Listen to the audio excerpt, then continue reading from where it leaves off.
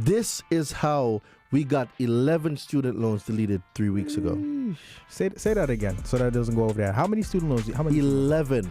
Goodness One gracious. person, not 11 people. One person got 11 student loan accounts deleted 3 weeks ago using this information. And you're saying that when it comes to this law in particular, it's not just for student loans. It's not Anything that's on the credit any report. account. When I say any account, I mean any account. And this- Ladies and gentlemen, welcome back to another episode of the Marvin Francois Show, your number one source for all things business, finance, and investing. And today is a very special day because we have none other than my guy, the man, the myth, the Marvin Francois Show legend himself, Mr. Durain Delavante. How are you, my brother? My brother, what's going on? What's going on? Man, I'm happy to see you. And today's a great day because today we're going to be talking about why you, yes, you, no, not the person to your left of you, not the person to the right of you, but why you who are watching this right now, why you are losing 357.5 points off of your credit score because you don't know this. Now, what is the this? Well, we're going to get into that in a second. But before that, I need you to take a second, take a minute, take an hour out of your day right here, right now to just go ahead, slap that like button and show this episode some love. But without further ado, let's get it rocking and rolling. My guy, Let's go. how are you? Well, good. Wait, before we even start, Let's talk about it. it's our anniversary. Yes, it is. It's our anniversary. Right. And I got something for you. Okay, talk to me. I got something for you. Okay, my guy, Yep, it's our anniversary. my guy. Look at So this. This Baron Gibbs. is Talk my to me. newest clothing line, the Full-Time Entrepreneur. Okay. And you're one of the reasons why I'm a full-time entrepreneur. Wow. So it's our anniversary, so this is for you. I got medium, so I hope it works. It should work. It should work. I mean, for everybody's watching this, I'm 6'4", and if anybody tells you otherwise, they're lying. But this is, wow. Nah, honestly and truly didn't expect. Yo, thank you so much, my brother. You're I welcome. appreciate You're that. always in black, so I'm like, I'm going to This get you makes a sense. black. This is Yep. perfect. Yo, this is fire, bro. And this is the same exact line. You can show the people Yep. on the car that you have on right now. Yep. It's for The you. It's full-time our entrepreneur. anniversary. I think it's only right. Man, first and foremost, thank you. I love a good gift, and I love a good tracksuit. I'm wearing this as soon as we leave here. This is phenomenal. And for the people watching this, they can get this is out now. It's out now. It's just not on the website yet, but I'll get that up by Well, the time they watch this. By the time they watch this, yeah. they'll get this out. Well, thank you so much for bearing gifts. And yes, this is the 1 year anniversary. This is episode the fifth sit down that we've done. Yeah, the fifth Yeah. sit down that we've done. A year and some change of us just rocking and rolling and providing as much value as we possibly can to the community.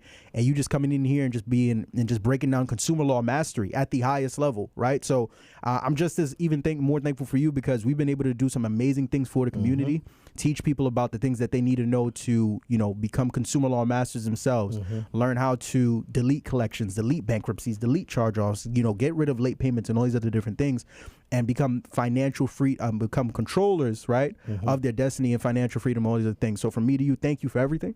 And let's get this thing rocking and rolling. Let's go, man. All Let's right. go. So I'd be remiss if I brought you on for this episode if we didn't talk about some of the biggest financial stories going on right now in credit. Is that all right with you? Yeah, let's get it. Let's make it rock. All right. So first and foremost, I want to start off talking about one of the bigger stories that actually came out more recently. Let's talk about Credit Karma.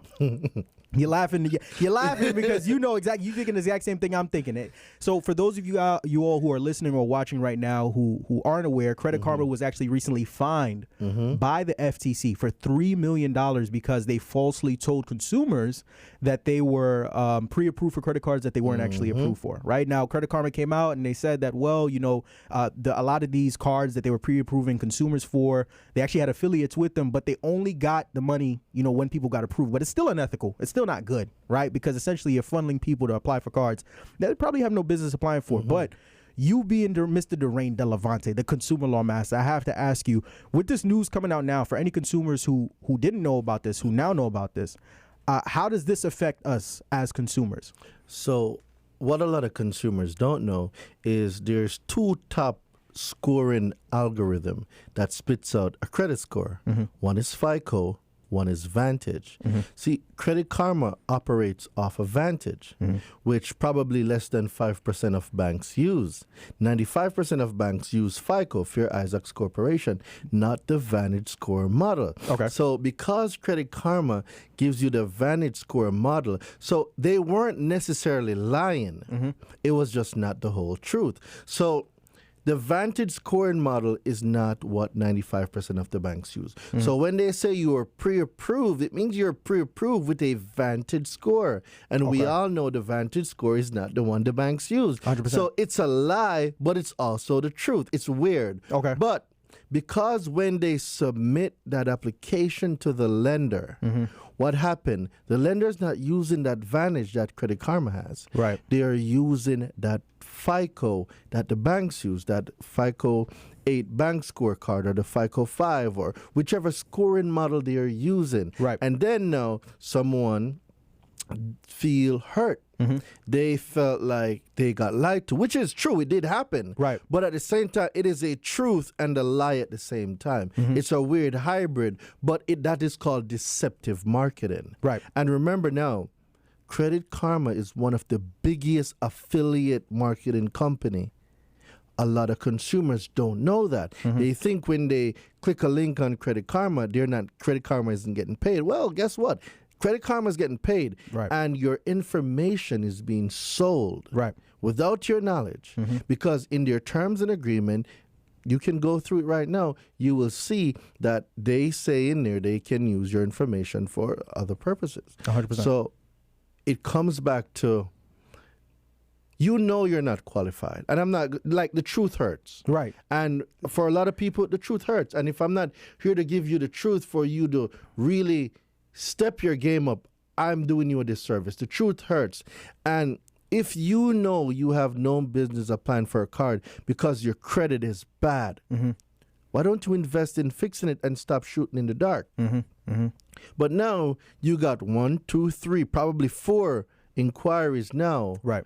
that dinged your score, and now you're at an even worse disadvantage than you did before, because a lot of times people with bad credit, when they apply and get denied first time, they're going to apply 3 to 5 more times. That's true. To see if somebody's going to give them a break. It doesn't work. It doesn't work that way. So for anybody who's watching this, are there other credit monitoring? Because you talked about the difference between FICO, right? Fair Isaac Company versus Vantage. It's not that one score is right and one score is wrong, like you and I both know. Different algorithms. Just different algorithms, different factors that they use to determine your Absolutely. score. Is there a specific credit monitoring service that you would recommend for the average consumer who's like, man, I want the most accurate breakdown and depiction of my credit report and credit score out there? Is there anyone for you personally? So, shameless plug. If you go to my Instagram, the_credit_hero. So that's the_credit_hero. I work with a company called My Score IQ. They're a company of My Identity IQ. Right. But what they give you is your FICO 8. So Right. I'm letting y'all know this isn't Vantage. This is your FICO 8. 100%. So if you scroll down into my quick links, you're going to see a tab that says get your 3-in-1 credit reports. And that brings you to the My Score IQ, your FICO 8. So it's going to give you your 3-in-1. However, you can get your consumer report totally free. Annualcredit.com. Annualcreditreports.com. Right. Yep. Free. Now, a lot of this, I want y'all to pay attention to this. Do y'all notice that when you get your consumer report from annualcreditreport.com, there is no score attached to it? That's true. Yeah. We're going to come back to that later. We're gonna get into We're that. going to let this one sit. I want y'all to think about it, Right. but we're going to come right back to this one. We're going to circle back into it because, like I said, there's so many. First of all, those that very important keys that you broke down there in terms of, like I said, understanding the difference between those two scoring models. But like I said in the beginning of the episode, there seems to be so many different things going on right now within the world of credit and just finance as a whole. And there's other stories as well that I want to make sure we touch on. Let's talk about another one because, I mean, you can't have the Credit Hero on and not talk about the credit reporting agencies. Let's talk about a very interesting one by the name of Equifax. I'm sure you're very familiar with. Oh my God! There was some news, and you already know where I'm about to go. There was some news that came out recently as it pertains to Equifax about a class action lawsuit that they're facing, that I think is being led by a woman in Florida because during the time span of between March and April, I believe, the spring. During the springtime, they had a glitch in their system that caused over 300,000 consumers. Is it really a glitch though? I mean, now mind you, No, let me drink my water. yeah, go ahead and take a sip of your water because it's about to get deep. You know, this isn't the first time that this situation has happened, right? But for those who don't know, earlier this Or year, the second, oh, there's been more than or the third. Oh my goodness. There's always different incidents. right. It's gotten pretty crazy up until this point, right? When we look at the one that happened this year, this at the time of this recording, this is the year 2022. Earlier this year, news had came out that up to 300,000 consumers were affected by the Equifax score glitch, which caused their credit score to fluctuate by up to 25 points, meaning it could be more, probably could have been less, right? 25 points. Huge difference. One woman in particular, I forget her name, but the woman who started the class action lawsuit in Florida, I'm forgetting her name right now. I actually did a video on it. She got pre-approved for an auto loan in January. I remember this. Right. I read it. There you go. read it. She got pre-approved for an auto loan in January, then circled back, I believe it was in April, to go and follow through with the loan, and she got denied because she said that the score that the bank saw when she got pre-approved versus the one that she was going to go, or they saw when they were getting ready to pull the report, I think it was like a 50, 60 plus point difference or whatever it may be, and she got denied. Disgusting. Right? Absolutely denied. So it was when she found out about the glitch, she was the one that essentially started the class action lawsuit. A lot of consumers still are finding out about That's this. when we knew about it. Yeah. Do you, I'm not insinuating anything here, but I want y'all to really think. That might not have been the first time. 100%. It's just that she probably was the first one. Right. Because the pain of the denial was so much, she spoke up. Right. And that's one of the reasons why I teach consumer law, taking your power back, because we are too much of victims. Like, we're here trying to scrape and survive off a bad credit. Right. Barely getting through, paying high interest rates. When if we just learn consumer laws and take our power back, we can thrive with good and excellent credit. I'm just saying. 100%. So with this news in mind, how do we as consumers navigate, I guess, around this situation with Equifax moving forward? Is there anything that we do on our end at all, or what are your thoughts on that? Holding them accountable. Okay. The first thing that Congress says when you look up the FCRA, 15 U.S.C. 1681, is fairness, accuracy. Accurate means all values correct. Fair, impartiality, a right to privacy, confidentiality. Right. These are all the words Congress are using. So when we are not using these words and holding them accountable, Right. the I don't know, or the era of no one told me this, well, I'm going to let y'all know, like, nobody's coming to save you. We got to be proactive on the things that matter. Finances is one of the biggest factors in any household, and the foundation of finances lead back to credit. 100%. So why are we not taking it serious? Why are we not teaching our kids how to read a consumer report? And if you don't know, why aren't you finding somebody to teach you how to do it? Do you believe that one intelligent person can teach another intelligent person how to do something that they know how to do? Of course. So why are people sitting on their hands and waiting for somebody to come save them, or waiting for corporations to say, oh, we approve you, but then you get denied, versus you taking your own power back, you learn how to repair, rebuild, restore your own credit, you learning consumer laws, you learning how to read consumer laws, and Right. you deleting any item, any negative item or positive, it doesn't matter. Consumer law is here for consumers. 100%. 100%. Man. No, that's the truth. It's the whole truth, and it's nothing but the truth. And of course, that's why we make sure we have these sit downs to provide that value and that information to the community, so that they can leverage consumer law, right, and use it to their advantage to get the results or get their credit where it needs to be. But now there's one more story. I know we have to get into deletions and we have to talk about 350 Simplify, but there's one more story. I'd be remiss if I didn't bring it up. It has to do with student loans, man. It has to do with student loans. And I love how every time I bring up these stories, you laugh, because I know in your mind, understanding the laws the way that you do, you're always viewing things from a different perspective. Let's talk about this news of, Joe Biden recently came out and there was an announcement made that there was going to, not even there was, up to $10,000 in federal student loan debt is going to be relieved for, most consumers themselves. Understanding the law the way that you do, and of course, when you heard this news, when you heard it, what were your thoughts on it, and also how does that connect to us as consumers as well? I mean, my first thing is, let me not even get into that because it's going to open up a whole different can of worms. Okay. All right. So student loans, a lot of people believed that student loans cannot be deleted from your credit. They believed because it was federal or private, for some strange reason, it is the only account that cannot be deleted. And I'm here to say, ladies and gentlemen, that is not true. That is not true. Student loans are just like any other account. It falls under the guidelines of the FCRA and all the federal laws. Right. So I heard this a while back. As a man thinketh in his heart, so is he. Right? Meaning, what you think manifests in your life and it becomes true. So if you believe that student loans cannot be deleted, guess what? You're right.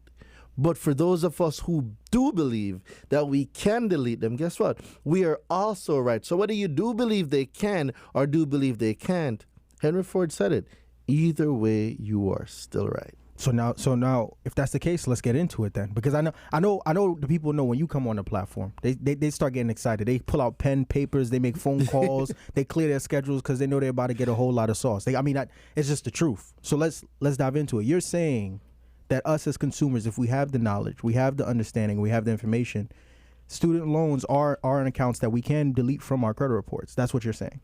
It doesn't. It's not limited to student loans. Any account. Any single account. Doesn't matter what it is. Let's start off with student loans. Okay. If I have, let's say, because if every person either knows of someone who has student loans, knows of someone who knows someone who has student loans, or maybe they have student loans themselves. Maybe they mismanaged their pay and how they were going out paying the student loans. Now the accounts are delinquent. Now they want to figure out how can I get these loans off of my credit report. If I'm here with the credit hero himself, Mr. Consumer Law Mastery himself, what's that step-by-step process look like for us to get student loans, how to handle student loans that's on our credit report that we want to have removed?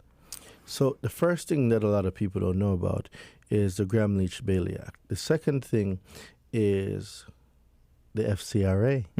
As much as it's there in plain, it's right there in front of our eyes. Now, when we look at the FCRA, you want to pull it up so we can go? Let's go. So when we look at the FCRA and we type in 15 U.S.C. 1681, right, the congressional findings, that's the first part we're going to go on.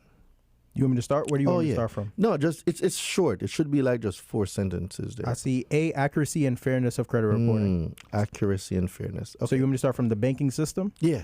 So this is 15 U.S. Code 1681. This is congressional findings and statement of purpose, right? It means Congress found it right, based on an investigation that was launched, right? 100%. Okay. The banking system is dependent upon fair and accurate credit reporting. Inaccurate credit reports directly impair the efficiency of the banking system, and unfair credit reporting methods undermine the public confidence, which is essential to the continued functioning of the banking system. Should I keep going? Number 2, an elaborate mechanism has been developed for investigating and evaluating the creditworthiness, credit standing, credit capacity, character, and general reputation of consumers. Do I keep going? Right there, it's saying that a company, we're going to keep going, but it's saying that some entity right, out of nowhere stepped in and say, I am going to be the subject matter expert on this. And everything that I say goes. Really? They weren't appointed. They're not a government agency. So let's see how much further Congress removes or separates themselves from these entities. I think you're at number 3. Yes, sir. Keep going. So number 3, remember this is still 15 U.S.C. 1681, right? So number 3, consumer reporting agencies have assumed a vital role in assembling and evaluating consumer credit and other information on consumers. Do I keep going? Yep. Number 4, there is a need to ensure that consumer reporting agencies exercise their grave responsibilities with fairness, impartiality, and a respect for the consumer's right to privacy. Your right to privacy. So now that we know, Congress says, based on your congressional findings, you, the consumer, have a right to privacy, correct? So now let's jump on over to 15 U.S.C. 6801. 15 U.S.C. 16? No, 6801. 6801. Gotcha. Correct. 15 U.S.C. 16. Protection of non-public personal information, correct? What did Congress just say in the last part? So basically, You got a right to privacy. 100%. And what is this saying? This is saying protection of non-public personal information. Okay. Do I start from A? Yes, sir. So we're at 15 U.S.C. 6801. This is protection of non-public personal information, right? This is starting from A. And by the way, this is all information that's available to me. It's available to you. It's available to you. person. It's available to Josh. It's available for everybody that's here, right? Everyone. All righty. I just wanted to make sure. So A, privacy obligation policy. So it says it is the policy of the Congress that each financial institution has an affirmative and continuing obligation to respect the privacy of its customers and to protect the security and confidentiality of those customers. What? Those customers is No, before that. the security and protect the security and confidentiality. Confidentiality. Hold on. What does it mean for something to be confidential? I mean, it's secret. It's to me. Nobody else needs to know it. But keep going. Got you. Secret, security, and confidentiality of those customers' non-public personal information. Do I keep going? Yes, sir. Now we're going to B, which says financial institution safeguards, right? Yeah, we can skip that. I want you to go to no 6802. 15 U.S.C. 6802. Correct. Correct. So now we know that they have an obligation to protect our non-public personal information, and they have an obligation to also protect the confidentiality of that information, yes? 100%. So confidentiality means this is secret. You're not supposed to share this. Right. This is confidential. Okay, let's go to Now we're at 02. 15 U.S.C. 6802. This is obligations with respect to disclosures of personal information, Go right? to B. So go to straight to B. Now I see opt out. So I start from in general. Correct. So it's saying this is 15 U.S.C. 6802, obligations with respect to disclosures of personal information, right? So we go to B, opt out. In general, a financial institution may not disclose non-public personal information to a non-affiliated. Hold up real quick. The student loan company gave the loan, right? 100%. So financial institution, you want to click the definition and see what it means? Let me click that real quick. So now remember, this is still the law. This is not something we're making up off the top. So financial institution, A, it says, in general, the term financial institution means any institution, the business. Any institution. So the student loan company that gave the loan cannot say they're not a financial institution. They gave it, and it says what? Any financial institution. Keep going. In general, the term financial institution means any institution, the business of which is engaging in financial activities as described in section 1843K of Title 12.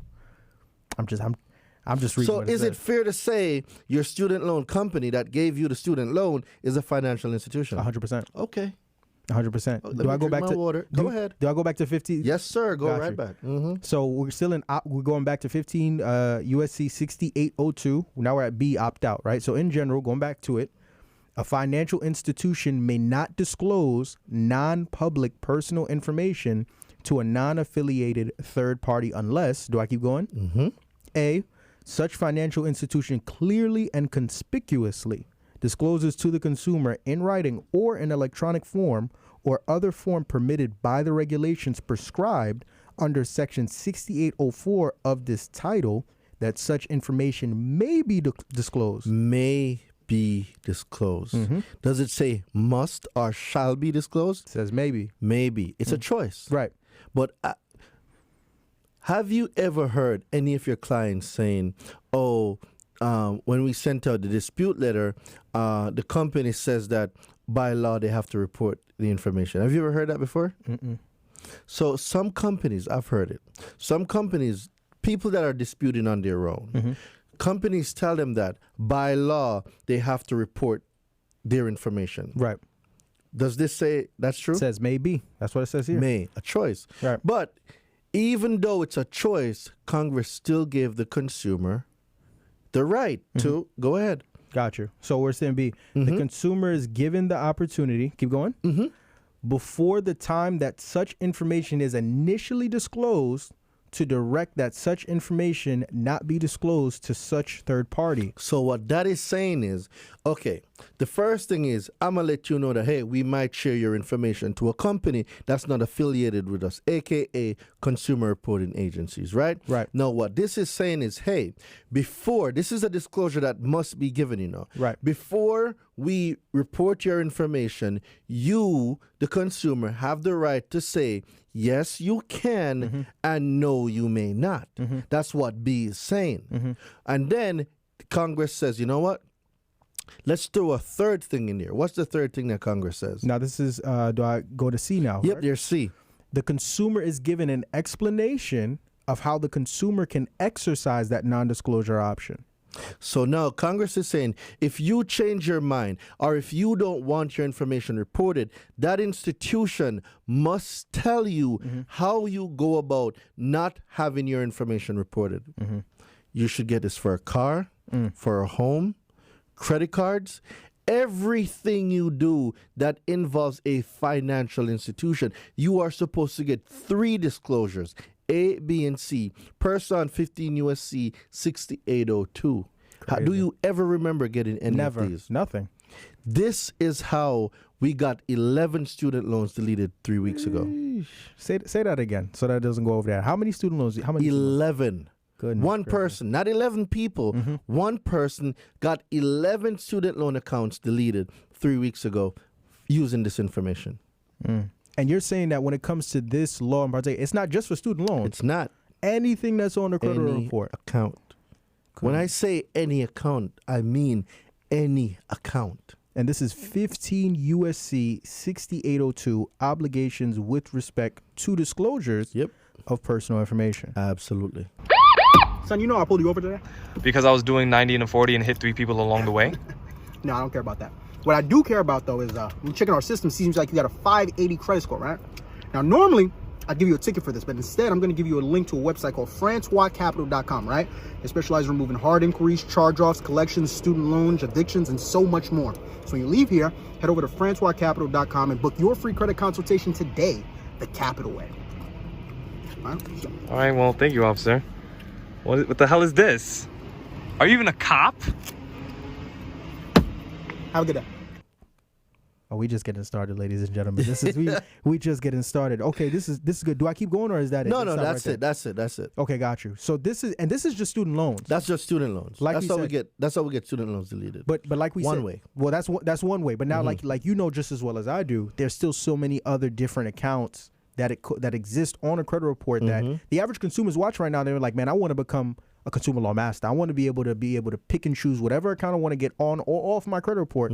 I have the knowledge. I have the information I need to do it. Can we keep going? Is that all right with you? Bro, let's get it. Let's go. Let's talk about another one. And this is a heavy hitter. I want you to take a deep breath for this one. This is going to be one of those. Let's talk about bankruptcies. Is that all right? I don't. Bankruptcy. Let's talk bankruptcies. Is that all right? Is that okay with you? That's okay with me. okay. Because bankruptcies, you know better than I do, one of the hardest things to get off of your credit report. One of the hardest You things to get off. actually know it's one of the easiest. What makes it hard? Okay. See, what makes a bankruptcy hard, just like anything else, how easy it is to ride a bike Once you learn, it gets pretty easy. once you learn. See, you got But it. remember, before you learn, how difficult it was to ride a bike. It was challenging, yeah. Very. But I had to learn. Scraped your knee, elbow, uncle would push you off a hill. Right. Go, Marvin, go. Before you know it, you're in the bushes. Looking crazy, yeah. But what happened when you learned the rhythm of riding that bike? Right. Then it became easy. Piece of cake. So you're saying it's the same thing when it comes to deleting a bankruptcy? Absolutely. Because there's somebody who's watching this right now who's like, man, I got to wait 7 years, Nope. 10 years to get Nope. this bankruptcy off. Nope. You're saying no. You're saying we can work to start getting those things deleted now. Absolutely.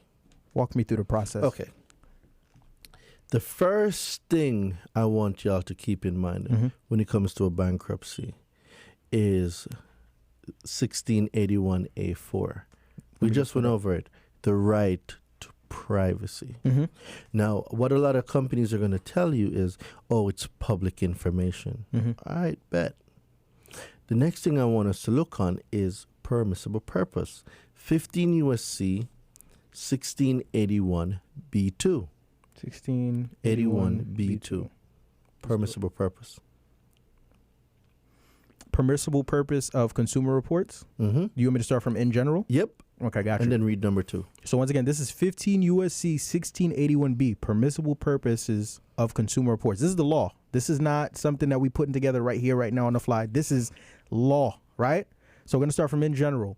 So it says, subject to subsection C, any consumer reporting agency may furnish a consumer report under the following circumstances and no other. A consumer reporting agency may furnish a report.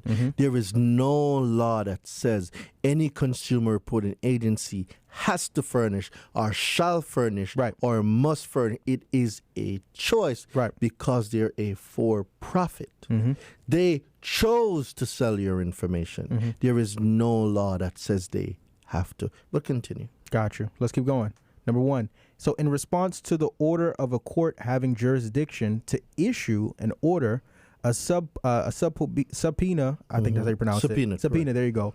Issued in connection with proceedings before a federal grand jury, or a subpoena issued in accordance with Section 5318 of Title 31 or Section 3486 of Title 18. So basically they're saying if a court orders for the consumer reporting agency to produce it based on the subpoena, a court of competent jurisdiction, they can produce one.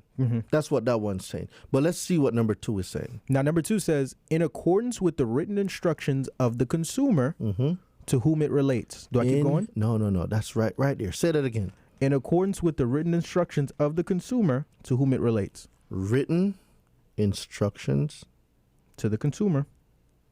Of the consumer, excuse me, to whom it relates. To whom it relates. Written instructions. So you must give that written permission. Those written instructions has to come from you. So if someone pulls your report or furnishes a report without your written permission, what is that called? Not allowed to do it. Identity theft. Really? Okay, look up right now. 18 U.S.C. 1028A. 18 U.S.C. 1028A? Correct. Gotcha.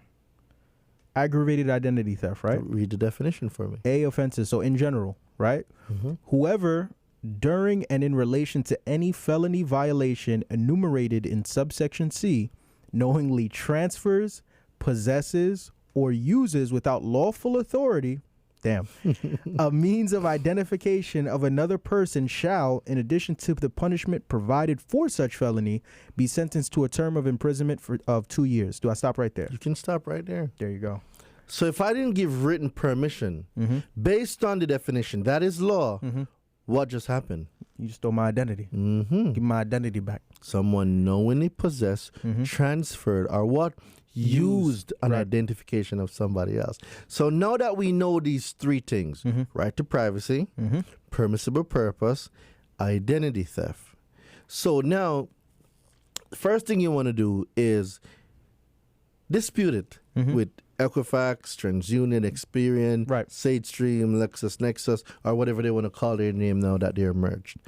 And we're going to let them know this account is reported inaccurately. Furthermore, no permissible purpose was given to have this information reported. Cease and desist the reporting of this account immediately. They're going to come back and say verified or validated. Now, you didn't ask them that, but they're going to come back and tell you verified or validated. Okay, by who? So now they're going to snitch. So they're going to tell you, who verified or validated the information. By law, they have to. Right? So when 9 times out of 10, it's either LexisNexis, SageStream, or LCI, right? LCI, guys, is a new TransUnion company. They started providing public information to TransUnion back in 2018, if I'm not mistaken. Very new company, but it's owned by TransUnion, which makes them a consumer reporting agency. However, LCI will say, oh, we're a data furnisher. I can prove that they're lying. And by definition here of what a consumer reporting agency is, while we're here, why not go on? Let's go. Let's do it. Do you see consumer? Go back to 15 USC 1681. 15 USC 1681. 1681. And when they say consumer reporting agency, I want you to click the definition. So we're going back to 15 USC 1681. That's congressional findings and statement of purpose, right? Yep. Look for consumer reporting agency. It should be in that line somewhere. Give me a second. Consumer credit. It should be in like number 1, 2, or 3. Consumer reporting agency. For 15 USC 1681, right? In Yep. It's not congressional there? findings. Double check it, make sure. If it's not there, then we will go down to. Let's go to 1681B. 15 USC 1681B. 15 USC 1681B. B. You should see consumer reporting agencies right there. Yeah, there you go. So Good. 15 USC 1681B. So we're going back to permissible purpose of consumer reports. We're going to click consumer reporting agency. Because we want the definition of what a consumer reporting agency is. Got you. So go ahead. So while LCI says, oh, we're not a consumer reporting agency, we're a data furnisher, I'm going to show you that they lie through their teeth, and their main objective is to profit, to sell your information, and to keep you in the mud. But let's see what the definition. Let's go into it. says. Let's just see what the definition. So the definition of consumer reporting agency, we're in 15 USC 1681B. This is permissible purpose, right? So the term consumer reporting agency means any person which for monetary fees, dues, or on a cooperative any person. What does person mean? The average consumer might think person means a natural person, you and me. This is why it's important we comprehend their words. Click what the word person means, because it should give you a definition as well. Let me see if I can. In the thing, it doesn't give me allow me to click it. Okay, we'll find that. We'll come find back that to it. after. The term consumer reporting agency means any person which for monetary fees, dues, or on a cooperative nonprofit basis regularly engages in whole or in part in the practice of assembling or evaluating consumer credit information or other information on consumers for the purpose of furnishing consumer reports to third parties. And so you don't even have to continue. So right. A company that goes to fetch personal information or public information from different repositories and sells that information to a third party. Wait, isn't that what that definition says a consumer reporting agency That's exactly what it is. Okay, so now that we know they are consumer reporting agencies, see, they don't want you to know who they are. So when you don't know who they are, you don't know how to address your disputes. Right. But that's why you got the Credit Hero. There you go. And that's why you got Marvin, because we're bringing you the real truth about credit, uncensored. The truth. But continue, my brother. Got you. So now, so in whole or in part, in the practice of assembling or evaluating consumer credit information or other information on on consumers for the purpose of furnishing consumer reports to third parties, and which uses any means or facility of interstate commerce for the purpose of preparing or furnishing consumer reports. There you go. I'm just saying somebody's lying. But let's go back now to that. So now we know you have a right to privacy. Right. Permissible purpose. Identity theft.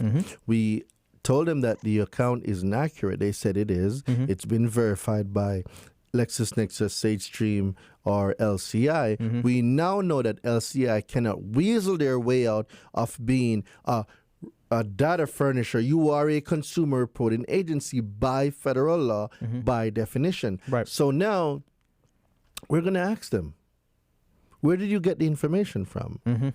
They'll say that they got it from Public Access to Court Electronic Records, PACER. Well, okay. So I'm going to ask the clerk, hey, clerk, I'm going to send a letter to the clerk of the court that I filed a bankruptcy in. And I'm going to say, hey, just a quick question. Do you report any information to the consumer reporting agencies? You're going to hear no. We do not report any information to the consumer reporting agency. Right. They might tell you that there's a database that consumer reporting agency fishes information from. But if you go on the Pacer website and you search long enough, because I've seen it before, they're going to tell you that they do not. What was the word that I saw? They don't guarantee that the information on the website is 100% accurate. Right. 100%. All right, I'm going to say that again because I think something slipped you. They will say that the information on the website is not 100% accurate. Okay. What did 1681 say with the congressional findings? We got to go back. Let's go back. The report must be 100% accurate. Yeah. So that we can use that as leverage now to get. So Got you. if where you're saying you got the information from is disclaiming that the information there is not 100% accurate, there is absolutely no way that you can say this is accurate information if the source is saying that links and clicks or whatever on their website Are not is not 100% accurate. How? It's a Sway? contradictory. Yeah. How? They're contradicting it. Yeah. That's crazy. This is the technicalities of consumer law, but when you know this, you will comprehend that nothing can stand in your way. Right. That's crazy. That's crazy. Little nuances like that, huh? It's crazy. And then from there, now, you're going to take that letter back from the clerk, because they're going to tell you, and you're going to send it to them. And you're going to let them know that, first of all, the clerk don't report to you. That's one. Number two, the information on the website is not accurate because they disclaim it. It's in their terms. It's in their disclaimer.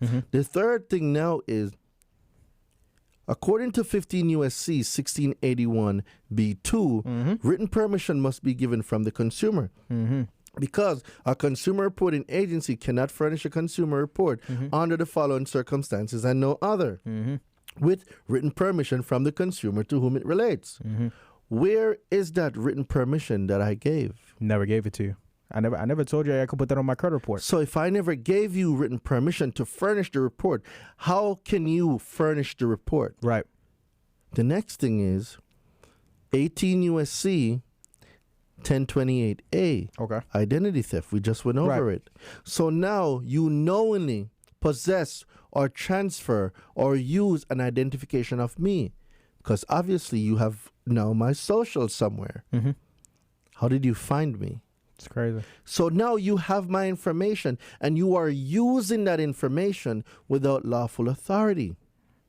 That is identity theft. The maximum fine for identity theft is 2 years in prison, or you can get fined under Title 18. It's crazy. Okay? And now you are reporting information that is not accurate because the source says it's not accurate.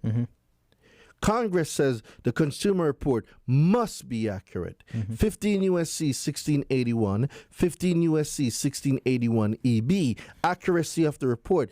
Consumer reporting agency must maintain maximum possible accuracy. Accuracy means all values correct. You cannot validate an account or information that the source says might not be accurate. Doesn't make sense. It's How? contradictory. Yeah, it's contradictory. How, Sway? It's contradictory. But when you know this type of stuff, you're able to talk that talk. You're able to walk that walk. Right. And you're able to get items deleted. That's crazy. And 1, 2, 3. We getting a bankruptcy like offer that. there. Just like that. And then you rinse and repeat now for TransUnion, Equifax, and Experian. And then you're off to the races. This is crazy. What public record? Well, public record. See, we're not saying the public record don't exist. And this is what people cannot comprehend. They're saying that, oh, I never did that. No. That's why you're not getting results. That's why 95% of people don't get results. Right. They don't know what to say. And for something as important as their credit, they sit on their hands and they're reluctant to pay somebody that knows how to do the thing that they need to learn how to do. so they can teach them how to do that thing so they can do it too. 100%. 100%. This is crazy. This is. Here you break that down. I know there's a lot of people watching this thinking to themselves that they was gonna have to sit there and wait years upon years to get that public record off. You just sat there and said, "No, we gonna speed this thing up. I'm gonna give you an entire breakdown." That's. Can we keep going? Is that all right with you? Bro, I don't want to. This is our anniversary. Let's get it. I don't want to. You know what I'm saying? I don't want to intrude. Let's go another step further because I want to make sure that we tackle the accounts that I know that the audience who's watching right now they deal with on a day to day. Whether it's for themselves as consumer, maybe they have a credit repair company, whatever it may be. Right? I'm glad you said it. So, for all the credit repair business owners, so in the beginning I never gave an introduction. And we're halfway in, and I'm going to give it because I just remembered. Let's do it. So, my name is Darain Delavante. I am your favorite consumer law expert. Okay. I teach people how to repair, rebuild, and restore their own credit using consumer law. But what a lot of other people don't know is that I also teach credit repair business owners how to use consumer law to get maximum deletions and how to use it to scale their businesses to make an extra $50,000, potentially to $100,000 per year using consumer law. Using the same exact information we're talking about right here. There's 395 million, if I'm not mistaken. Let's pull up here right now. How many people are in the United States? Or better yet, how many people in the United States suffer from bad credit? How many people in the U.S. suffer from bad credit? Bad credit. It should be like 395 million or something like that. Let me see here. You want the percentage or you want the exact number? The number. Well, right now I'm seeing percentage. Let me see if I can find the number. It's saying I'm seeing up to 16% of Americans. I'm trying to find a number. No, it's way more than that. Because if every 9 out of 10 people have inaccurate information on their credit report, it is way more than that. I'm trying to find the number. I'm not seeing it off the top right here. What do you know the number to be? The last time I checked, it was like 390 million people. 300 within America. Mm-hmm. Goodness gracious. It's a lot of people. Right. It's a lot. That are suffering because they don't know the law. They don't know the things that they don't know. Mm-hmm. And the people that know the things that they don't know use the things that they don't know against them because they just don't know. They just don't know. They don't know. Yo, Marv, what's got you so worried? Oh! What's that all about? I'm sorry, man. I just get so angry when I think about how these credit bureaus be treating some of these consumers out here. Look, see this? This is what it looks like when you're trying to get negative items off your credit report with the credit bureaus. It looks like hard work because it is, right? That's why you let the professionals handle it so that you can kick back, relax, and enjoy your life. So look, head over to Francois Capital where we specialize in moving hard inquiries, student loans, charge-offs, collections, bankruptcies, and so much more. And book your free consultation today. The Capital way. And a lot of those people who have bad credit are dealing with what some of the accounts that we've talked about. They have student loans that's been holding them back on their credit report. They have public records like a bankruptcy that's been holding them back. But one of the more popular accounts that people struggle with, and this is one that I hear you talk about, man, every time I go see you on Instagram, YouTube, streaming, you're always talking about these kind of accounts. And I want to know if this is okay. Can we talk about collections for a little bit? Yes. Is it all right with you? Very important thing. I want to make sure it's okay with you. Is that all right with you? Bro, let's get it. If I'm watching this, my credit is messed up because I got this collection account from Verizon. I got this collection account from what's one of the IC Systems or whatever one of these collection accounts out there. What's the step-by-step process on how I can tackle this account head on and get it off my credit report? So the first thing I'm going to tell y'all is you don't have to pay a collection. That's number one. Okay. Talk a little bit about that. Okay. So you'll hear on the internet a lot of people saying you don't have to pay collections, you don't have to pay collections, but they don't know what law supports a consumer not paying a debt collector. Okay. 15 USC 1692 CC. 15 USC 1692 CC, double C? So it's going to bring you to the Fair Debt Collection Practices Act. Right. And it's going to bring you to Section C, which is communications. In connection with debt collection. Yep. And then you go now to subsection C. Subsection C. It should say cease and desist. Ceasing communication. Yep. If a consumer notifies a debt collector in writing that the consumer refuses to pay a debt, or that the consumer wishes the debt collector to cease further communication with the consumer, the debt collector shall not communicate further with the consumer with respect to such debt, except, should I keep going? Yeah, you can go. Number 1, to advise the consumer that the debt collector's further efforts are being terminated. 2, to notify the consumer that the debt collector or creditor may invoke specified remedies which are ordinarily invoked by such debt collector or creditor. 3, where applicable, to notify the consumer that the debt collector or creditor intends to invoke a specified remedy. If such notice from the consumer is made by mail, notification shall be complete upon receipt. And that's it. Do we want to keep going? Nope, that's it. Gotcha. So, the law says a consumer can refuse to pay a debt collector. They just need to do it in writing. Gotcha. And the debt collector can only respond in one of 3 ways. And they listed them there. Any response outside of that response right there, you are owed a minimum of $1,000 because you can sue them for it. This is law. This is law. Now, the other popular thing that I heard, my Jamaican accent just came in. Ting. Yeah. Is accounts still popping up on people's credit report. A lot of people and credit repair business owners are not aware that there is a new law for debt collection. Talk about that. So there's a section called the no parking rule of the new law. Okay. You want to look that up for me? Let's do that. And let's see what the no parking rule The no said. parking rule, correct? And that's going to be on the, I'm seeing it pop up here for the FTC website. Correct. Why is that important? The source of the information is critical. The FTC is the Federal Trade Commission. It is a government website. 100%. So unless the government's lying, Right.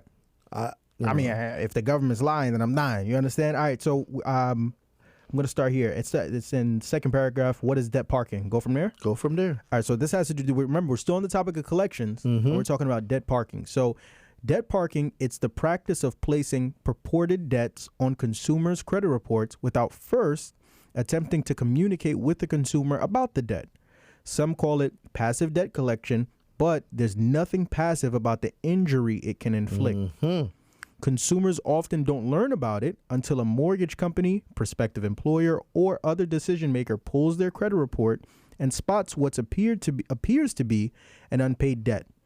With a house, car, or job in the balance, many people feel pressured to pay up even though they may not actually owe the money. Do I keep going or do I stop right there? Well, you can if you want to, but we can just stop it right there. This is the thievery and the trickery that's in the industry that a lot of people don't know about. So what the new law says is a debt collector cannot do that anymore. Before they could, but they cannot illegally park a debt on a consumer report without getting in contact with the consumer to whom that alleged debt is related to. By law, they cannot do it, but it's still happening every day to millions of consumers that don't know their rights, and they're being suckered into paying these collections that the law clearly says a consumer can refuse to pay a debt collector. So now how can we use this to our advantage now to get these things off? Consumer law. Like, it comes back to consumer law. And this is what I've been saying for a whole year now. You gotta learn consumer law. I get it. Not everybody likes studying laws like the rain. It's a lot. It's a lot, brother. But do you comprehend how powerful It is you powerful, are though. Yeah.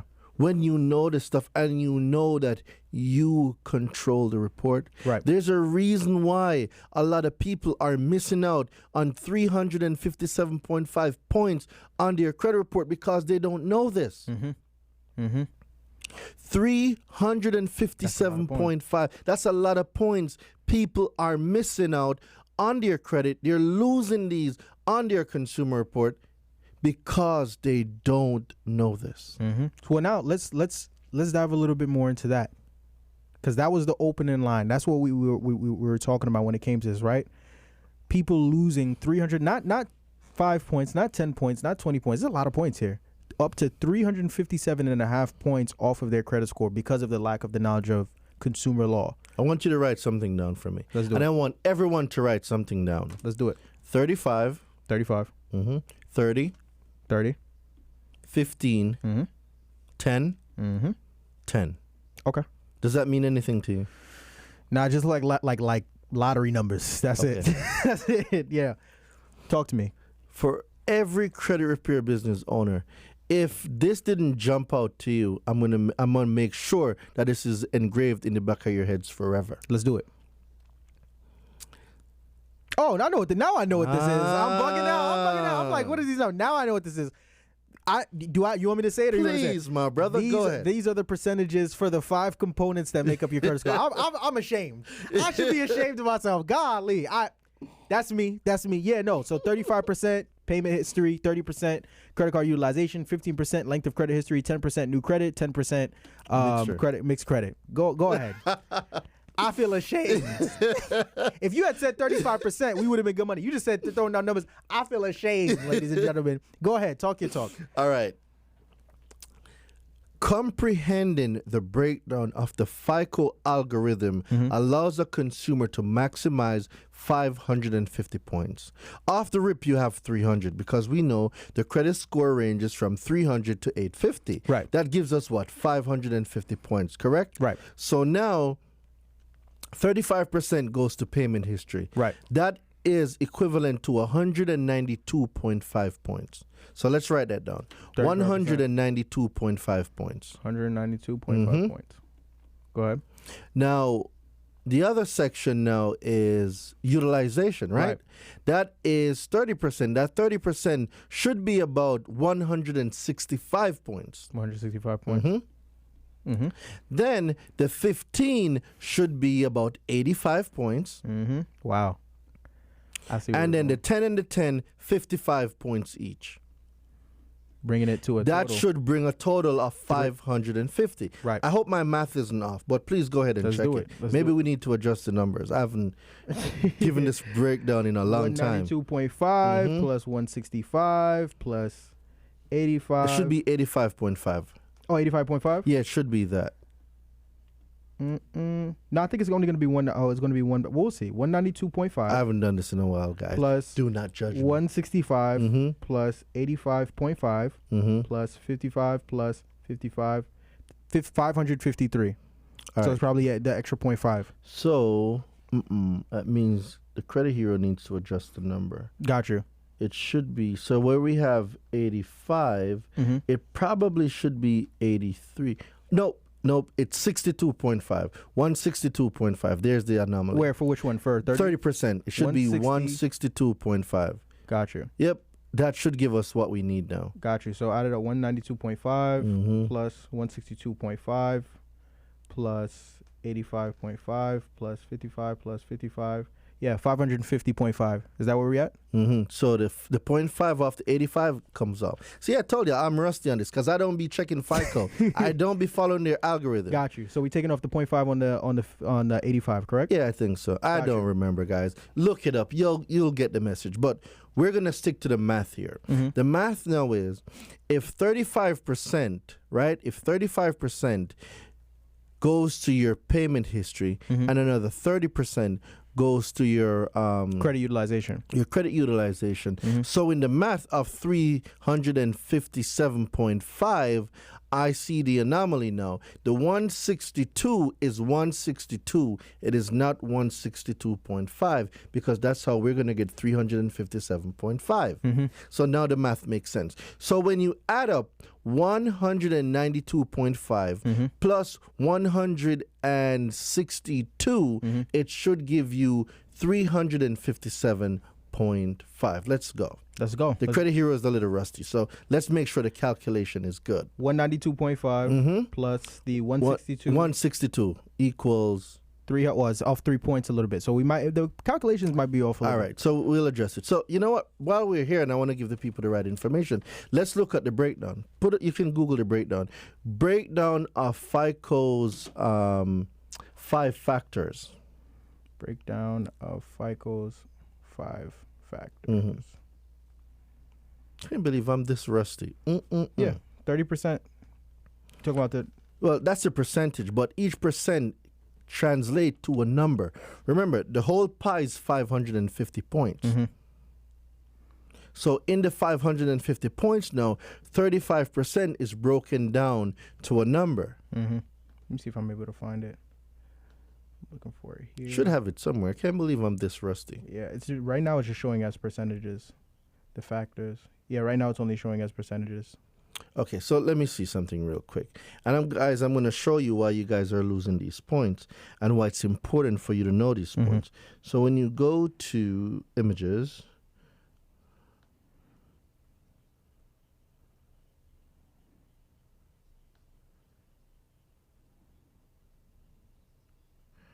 all right, so the 5 factors and points, 5 factors and points.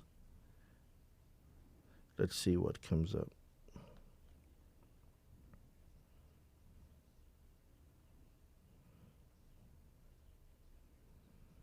Man, they're doing a really good job of hiding this information. So the percentage don't really matter unless you know the points. Well, they're not showing it here. So when you add up the late payments, when you add up utilization based on the FICO algorithm itself, you're going to see that 35%. So for everybody that's watching right now, what I want you to do is I want you to give me 35%, right, of 550, right? And then I want to give me 30% of 550. Those two numbers. So let's do it that way. Let's do it. Because I have to get it. My OCD would not let me. I have to get This man is committed. 550 times what? 35. 35%. That's 192.5. 192.5. So we got that first part correct. Yeah, 550 times 30. 30%. 165. 165. There we go. So now we add those both up. Mm-hmm. We turn it into a damn math class. So now add those two numbers. 192.5. 357.5. There we There we go. Shout out to the credit hero in the building. So, because I needed people to comprehend that what I'm saying is true. Right. So I wasn't going to pass it. Right. So, late payment. Do you comprehend what just happened? The biggest thing that just happened in the world. The biggest thing that just happened in the world. It affected everybody the last 2 years. Well, COVID. COVID. Yeah. And with COVID, there was a moratorium where a lot of things got in deferment, a lot of things got loan modifications. There was a lot of people that, because of the situation, certain institutions allowed them not to make any payments. Right. Certain institutions allowed them to put those payments on the back end of the loan. Certain institutions allow a lot of people not to make any payments. And in return, the government said that, hey, there should be no late payment. But we know we have devious, unscrupulous, and just disgusting institutions that are now going to put the late payments on there. Because what do you know about late payments and high utilization? They can charge more interest. 100%. Right. So knowing that they can charge more interest, you're going to see the late payments on your mortgage, on your student loans, on your personal loans, on different items, on your credit cards. You're going to see them because now it's justifiable. If you were paying at 8% before, now I can have you at 15 or 16 or maybe even 26. Right. It's in their best effort because they know what's going to happen next. The consumer is going to work so hard to try and pay it down because we are afraid of interest rates. So now that they know this and they know the psychology of their consumers, of the people that's buying, we've led to believe that there's a thing as a late payment and there's such a thing as a high utilization. What if I told you that a late payment and utilization does not exist on your consumer report? I would be shocked. I'd be surprised. I'd be flabbergasted. Left for no words if you told me that. Talk to me. Earlier, we said that when you get your reports from annualcreditreport.com, right, there is no score attached to it. Yes, sir.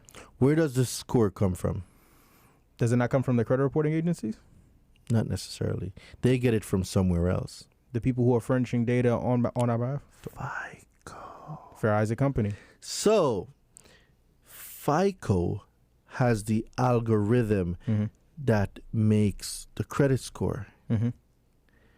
Those factors that we're talking about, payment history, utilization, length of credit history, new credit, mixture of credit, those are factors of FICO.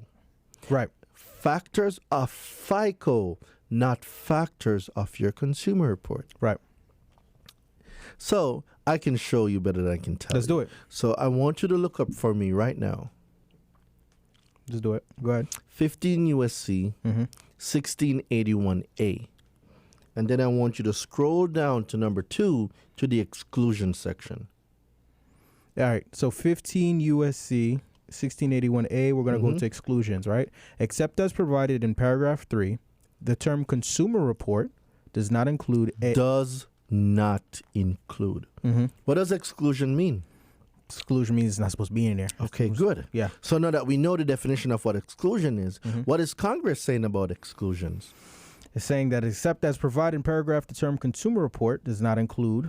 Does not include. Your consumer report does not include. Go ahead. A subject to section 1681S-3 of this title, any report containing information solely as to transactions. Any report containing what? Information solely as to transactions or experiences Really? between the consumer and the person making the report. So what is a consumer? Click on the word consumer.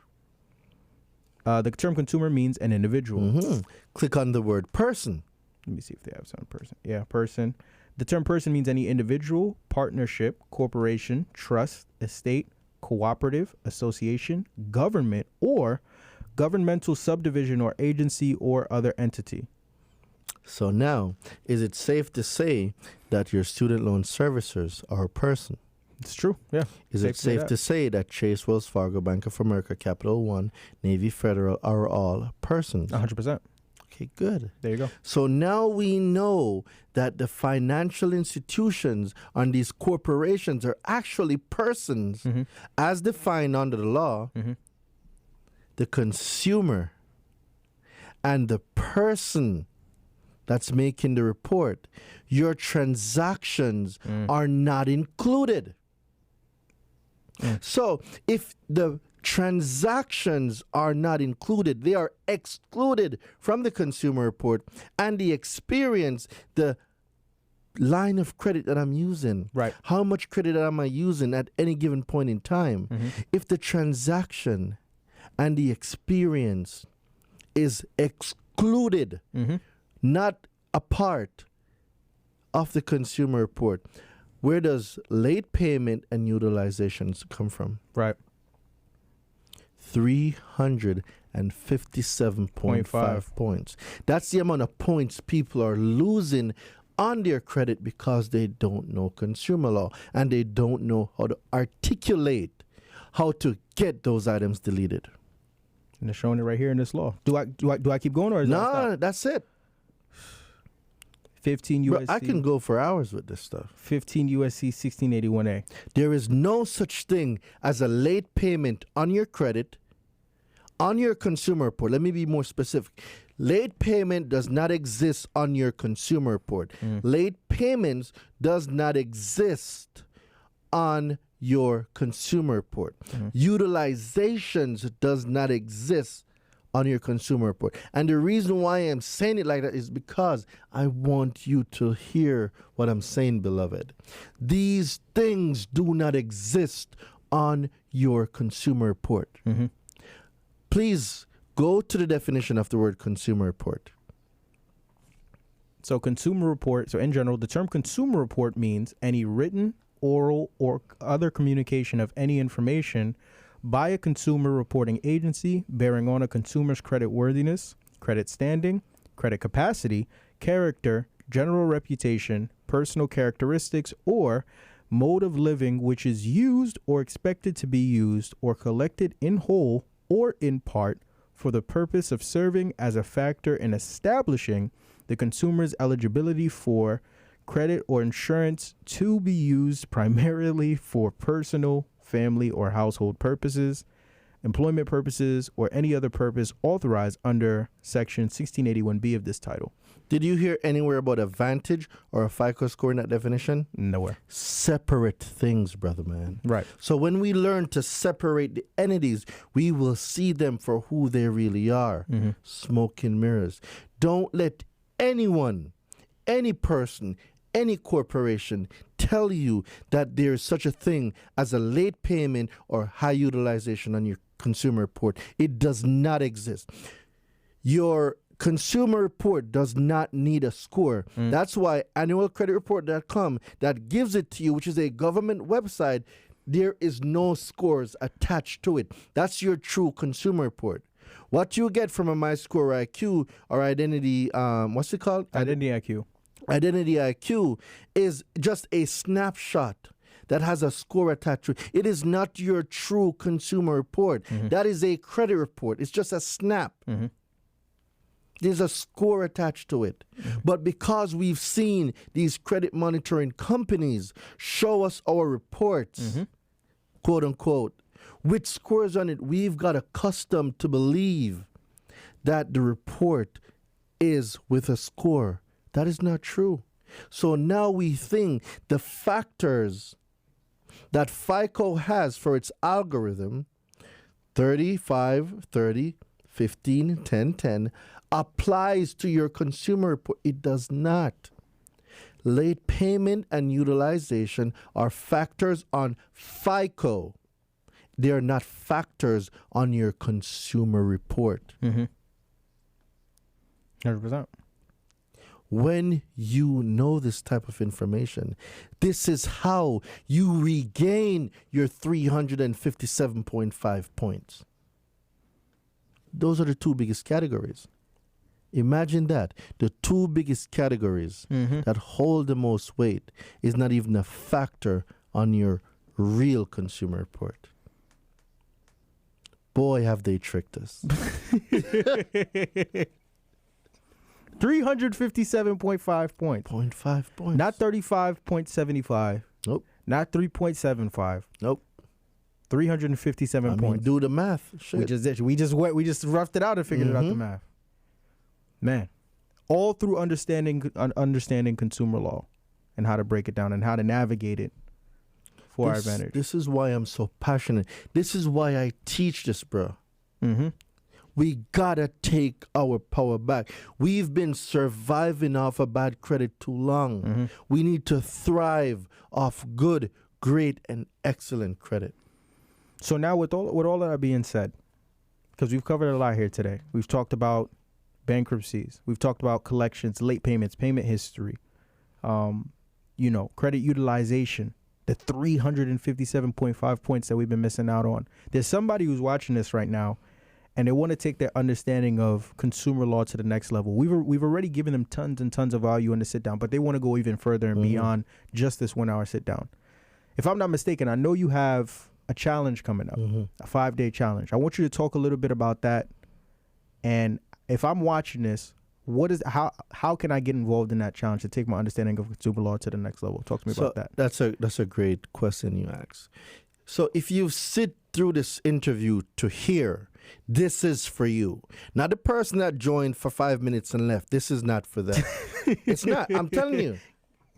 Because if you're going to hop on for 5 minutes and leave, this isn't for you. Continue having bad credit. You're just going to pay more for everything else. It's fine.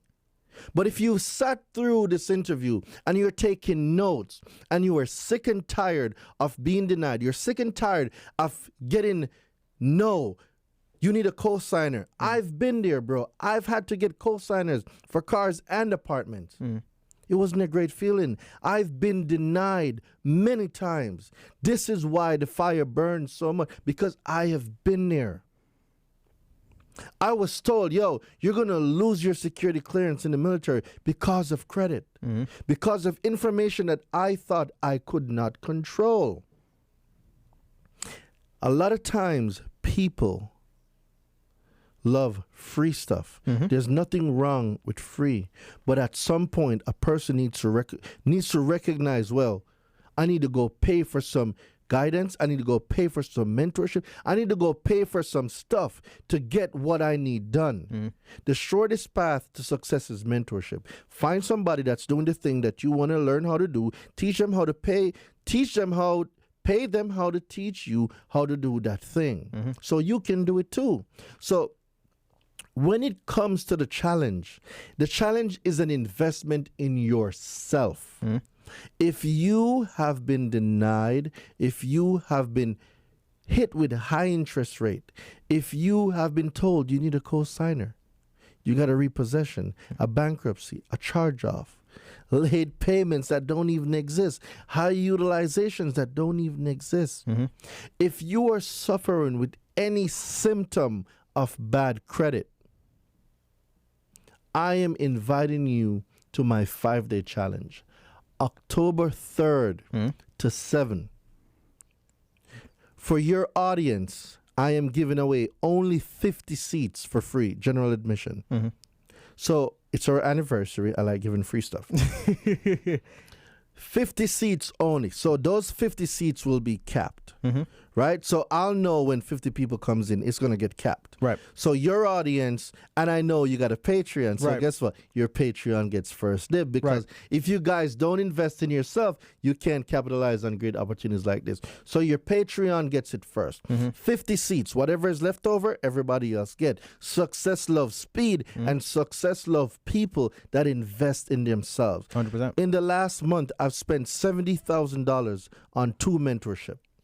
Repeat. Say that one more One time. for 40,000, one for Let 35,000. me take a sip of this water. So when I say, bro, I am comfortable charging what I charge because I know what an investment in me does. Goodness gracious. So let's go back to the challenge. Right. So there's general admission. I'm giving your audience 50 seats. That's given. That is for you. It's our anniversary.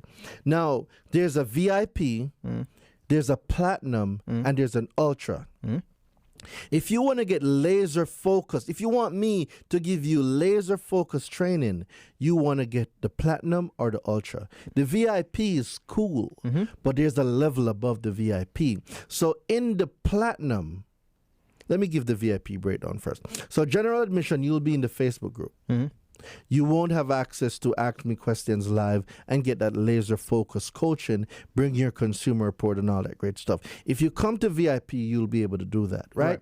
But if you get platinum, you're going to get a 14-day course that I made. The course is valued $997. I am giving that course as a thank you for joining the challenge, getting the platinum backstage pass. Right. Now, if you're serious about your learning and you want to take it a step even further for the sophisticated consumer, you can get my ultra backstage pass. The ultra now has my 30-day course. A 30-day course where I'm breaking down consumer law and credit mastery. The 14-day course is just the fundamentals.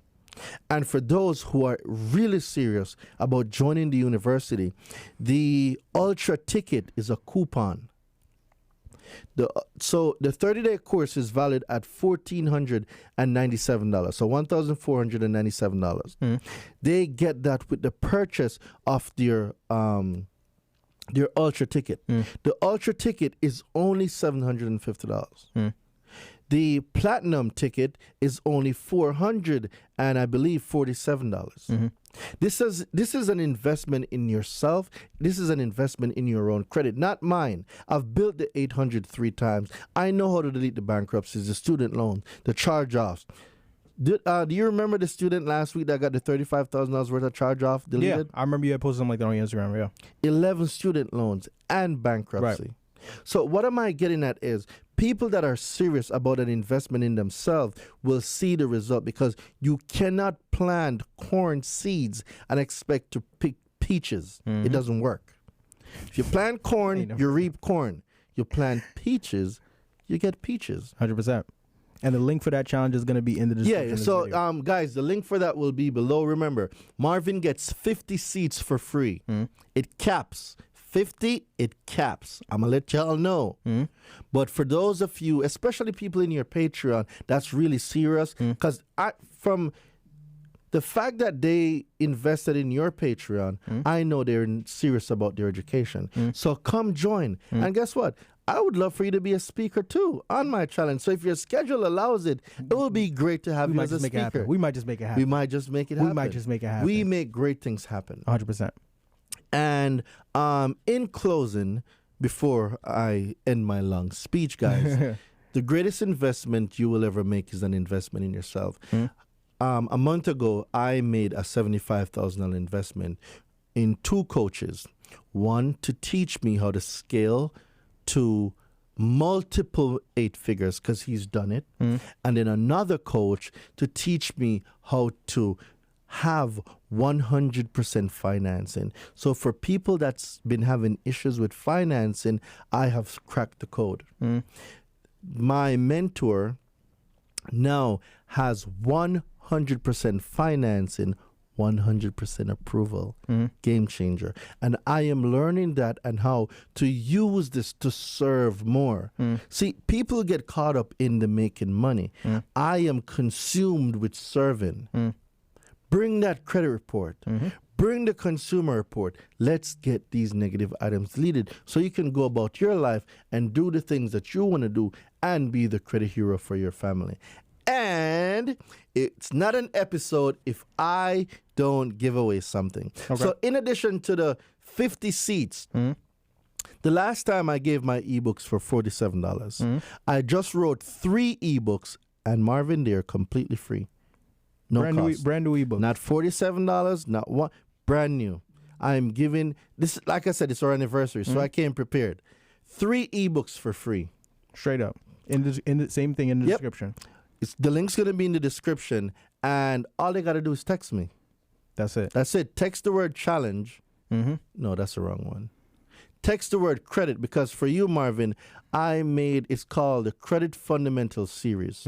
So I'll give you the link for that. And all they got to do is text the word credit to 917-810. And I'll watermark it on the screen too. Yeah. So 910-810-3329. Just text the word credit. 3 ebooks. They're all yours. It's free. There's no cost. There's no $47. It's 3 free ebooks, because on the anniversary of Marvin and I,